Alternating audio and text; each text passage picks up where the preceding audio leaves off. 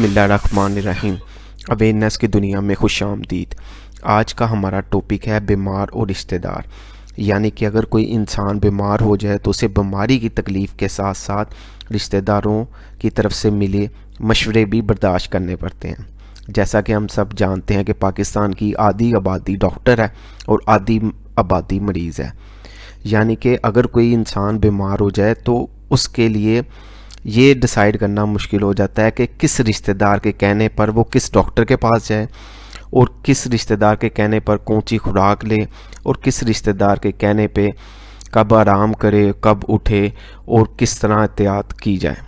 जैसा कि being a मुस्लिम हमें अल्लाह ताला ने नबी पाक सल्लल्लाहु अलैहि वसल्लम के ज़रिए से बताया कि बीमार की इयादत करनी जो है वो बहुत ज़्यादा नेकी का काम है। यानी कि हदीस का मफ़हूम है जिसमें आप सल्लल्लाहु अलैहि वसल्लम ने फरमाया कि कोई इंसान अगर किसी बीमार इंसान की इयादत के लिए जाता है तो वो उतनी देर तक जन्नत में बैठा रहता है।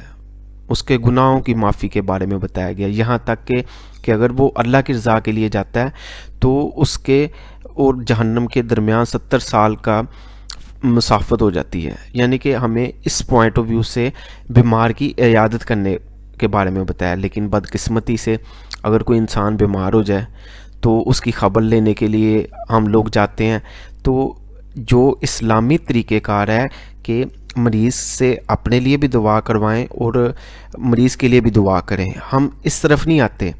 हम सबसे पहले उससे पूछते हैं जी किस डॉक्टर के पास गए थे, घर वाले बताते हैं जी कि फ़लाँ डॉक्टर के पास।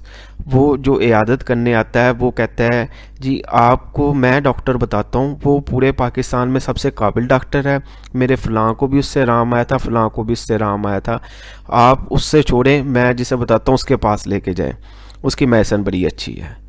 यानी कि वो इस तरह शो करता है कि घर वालों को उस बंदे की कोई फ़िक्र नहीं, जो फ़िक्र और मुझे है वो इसके घर वालों को है ही नहीं।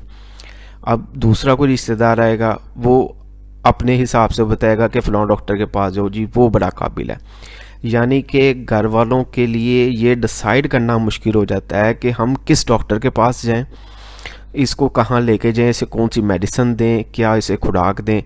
और अजीब बात यह है कि जब उसे कोई 2-4 दिन गुजर जाते हैं बीमारी की वजह से तो उस रिश्तेदार की दोबारा कभी मुलाकात हो तो वो पूछता है जी आप फ़लाँ डॉक्टर के पास जो मैंने बताया था उसके पास लेके गए हैं।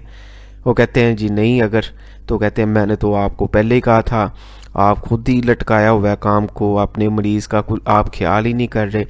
यानी कि हम इस्लाम में जो बताया गया है कि मरीज़ की इयादत करने के जो आदाब हैं उसकी तरफ नहीं आते, बल्कि उससे उल्टा चलते हैं कि हम समझते हैं कि हमने जाना है और मरीज़ को और मरीज़ के घर वालों को बेहतर मशवरा हमसे कोई दे नहीं सकता। हमने उसे मशवरे देने हैं कि इस तरह करे या इस तरह ना करे।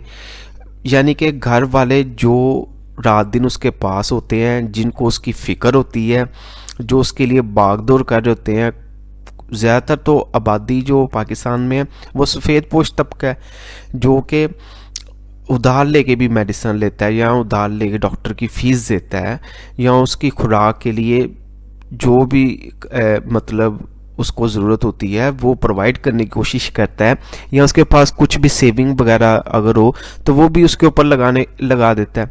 ठीक है, एक तो वो घर वाले खुद परेशान होते हैं, मरीज़ भी परेशान होता है, दूसरा जो बजट जो है सैलरी पर्सन ज़्यादातर लोग हैं वो अपसेट हो जाता है।